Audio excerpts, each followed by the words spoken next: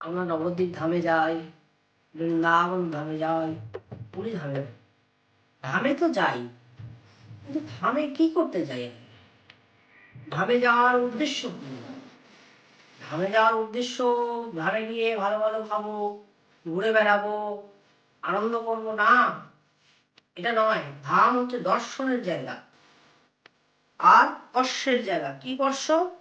সেই স্পর্শটা হলো যেমন নবদ্বীপ ধামে প্রতিটা ধূলিকণায় নিতাই গৌরের সব পারিষদের ধূলিকণায় লেগে রয়েছে গৌরপদরজ। বৃন্দাবনও সেমন তেমন রাধাকৃষ্ণ চরণ ধোলা রজ লেগে রয়েছে, যেখানে আমাদের ভক্তিতে উদয় হবে। সেক্ষেত্রেও তাই, মানে পুরী ধাম।